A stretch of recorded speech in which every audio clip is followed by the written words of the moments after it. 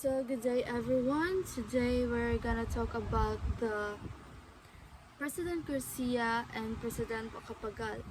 So we're gonna talk about their agrarian reform. So the background of agrarian reform is agrarian reform aimed to address land inequality.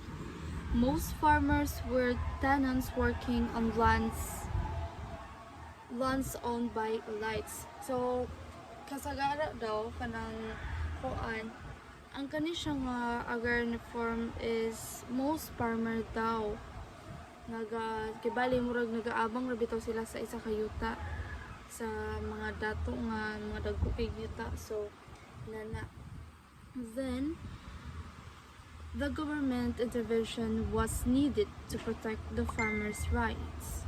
So agrarian reform daw is created to solve land inequality. Before, most farmers were tenants only, working on lands owned by elites. Because of this, farmers experience poverty or kahirapan and injustice. So government intervention was needed to protect farmers' rights and improve rural life.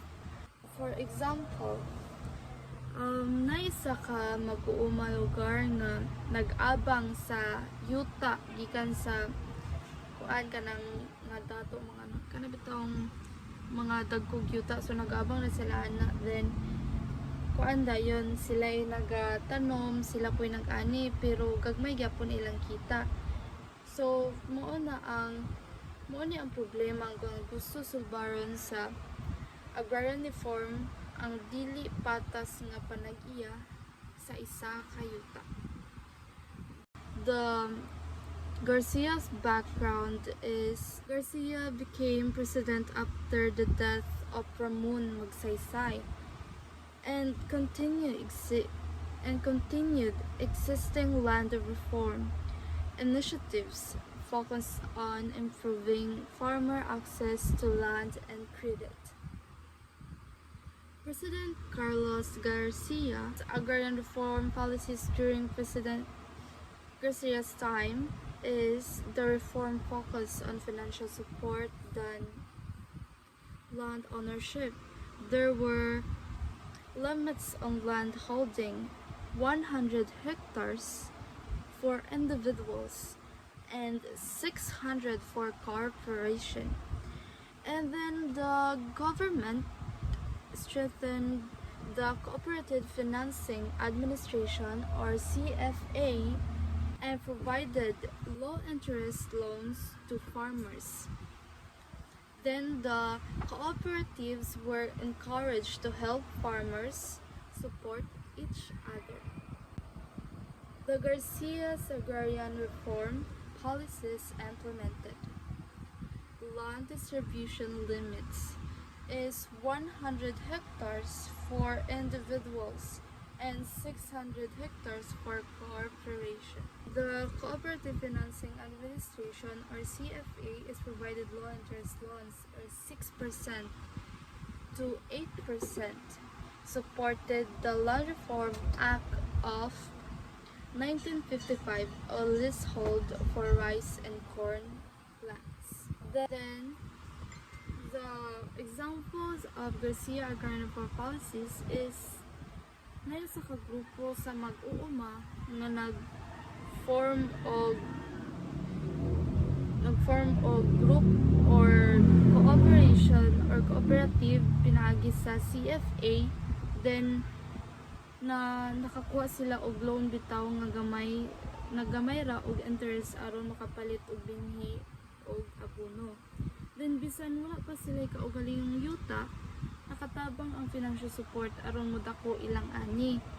So pinaagi lugar sa loan nga ilang pinaagi sa loan sa CFA na gatabang ni siya sa pag kuan kanang nakatabang ni siya para mo kuan pa ang ani sa mga farmers.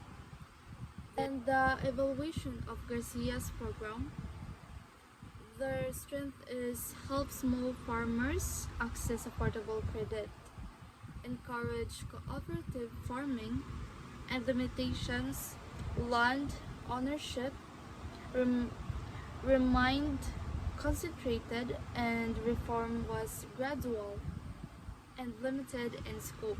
The evaluation of Garcia's program is help small farmers because they gained access to affordable credit and cooperative farming. However, land ownership remained concentrated among the wealthy, and the reform was slow and limited.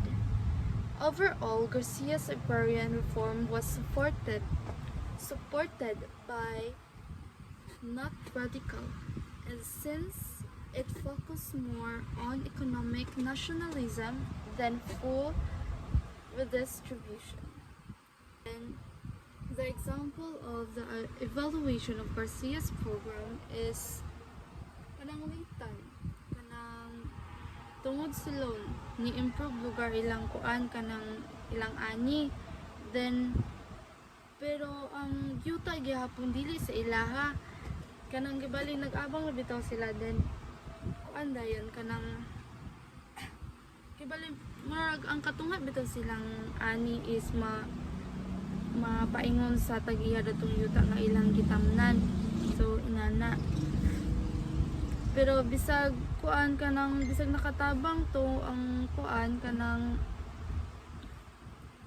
loan, pero limited yapon ilang kuan kanang ilang paghatag sa tao or sa land ownership. So that was the Garcia's land reform. And next is Raymond gonna discuss about President Macapagal land reform. Okay, I will continue the report about the President Diosdado Macapagal, year of 1961 and to 1965. So, President Diosdado Macapagal advocates social justice and land ownership for farmers, introduced for more comprehensive agrarian reform. So it means si President Macapagal stood for social justice and believed that farmers should own the land till he strengthened agrarian reform to stop the exploitation of farmers. For example, if you were a farmer planting rice on someone else's land, Macapagals believed that you should eventually own the land or rent it under per unclear terms. So it means kanibitang kanito si Macapagal sa una nibarog siya para sa atong hustisya para sa katilingban, o matagaan mitawag kaning maguma sa kaning saktong kaning makapanag-iya sa kaugalingong nga yuta o reforma para sa agriculture. So mo tong example niya nga maimo daw ang kaning yuta klaro o kaning klaro ang patas o klaro patag ay patas ang imong ang pagtabang. So next, Republic Act 3844 1963 Agricultural Land Reform Code, abolish share tenancy, replace it with at least leasehold system, set 75 hectares retention limit for landowners, granted farmers the right of preemption or right of redemption. So content analysis, law directly addresses farmers' exploitation, give tenants stronger legal rights. So evidence, Republic Act 3844 1963 established of agrarian courts and offices. Republic Act 3844 1960 Agricultural Land Reform Code, abolish share tenancy, where harvests were divided between landform and farmers, and replace it with the leasehold system. So it means fixed and fair rent as set a 75-hectare land retention limit for landowners. So, give farmers legal rights. Right of preemption. So, it means the farmer has first priority to buy the land. So right of redemption, it means the farmer can reclaim the land if it is so sold. So for example, before, a landlord could take half of the farmer's harvest. Under this law, the farmer pays a uh, fixed rent instead and may but the land if the owner decide to sell it. So sa una pa ng panahon ni Macapagal, so tagaano ka gani yuta kanang ay dili niya gusto bitaw kanang kuan kaning di bali kailangan daw mag kanang tagaan ka og insaktong kanang maguma og imo na pud ang kaning imong giumahan dili pwede ba nga maimo na sa mga pasabot. Support services under Macapagal, credit assistance o nagya mo ni kuan kaning loan for seeds and fertilizer. Tagaan ka katong tagaan ka og loan o kaning cooperatives, cooperatives something kaning cooperatives yan ni kuan ug daan ka kanang mga kuan og fertilizer para tagaan ka sa kaning para sa kuan sa pananom o marketing support for farm products, agricultural extension services, training and advice. And the last is special court for agrarian cases. So naagili siya kaning protektado ka sa balaod ni kuan sa una Macapagal. So for example, if a farmer had no money to plant crops, the government could provide loans, help sell the harvest, and if there was land dispute, the farmer could go to the special agrarian court. So, mo tong pasabot niya gayna nga tagaan kaning ipakon kay palon ka sa aning naipautang niya tapos iapil ka sa kooperatiba pero dili pa daw imo ang kaning yuta. So Macapagal recognized that land reform alone was not enough. Farmers also needed education, capital or kaning money, and strong legal protection. This is a comparison between Garcia and Macapagal. This slide compares how President Garcia and President Macapagal handled agrarian reform and shows the shift from simple support deeper. Structural change. President Garcia focused on the credit and cooperatives and gradual reform and the limited land redistribution mo na impact niya. So for example, a farmer under Garcia could get loan or join a cooperative to improve farming, but the land still belong to the landlord. The farmer mainly received financial help, not land ownership.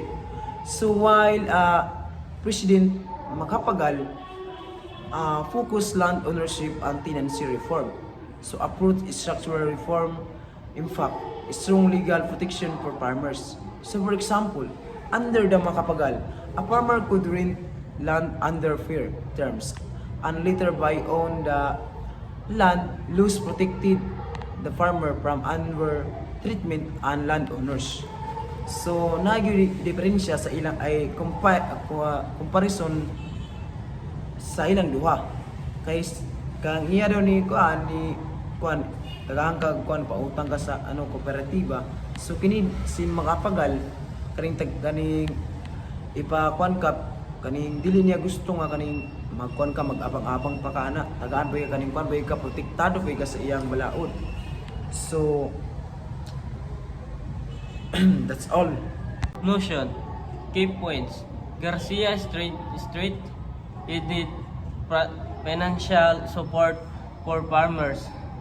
Si Garcia nitabang sa mga uma pinaagi sa kwarta o suporta. Macapagal, introduction landmark, land reform law. Si Macapagal nitabang pinaagi sa balaod nga naghatag yuta og katungod both contributed to Agrarian reform but with different strategies. Pareho silang nakatabang pero lain-laing pamaagi. Final state, Agrarian reform under this president laid the foundation for future land reform programs in the Philippines.